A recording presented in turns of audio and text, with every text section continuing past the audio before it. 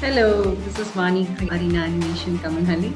I'm here to show you a new feature of Photoshop 2021. The feature which I want to talk to you about is the sky replacement, which has been introduced in the new 2021 version of Photoshop. Photoshop has come up with a beautiful feature of sky replacement. Go to Edit, Sky Replacement, and select the required to adjust it for our usage.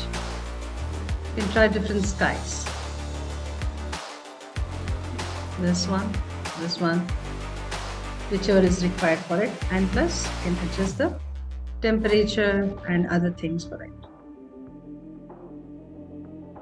to blend it properly. You have two lighting mode. This is multiply or screen, you want it more lighter, and you can even adjust the color here. Adjust the shift edge.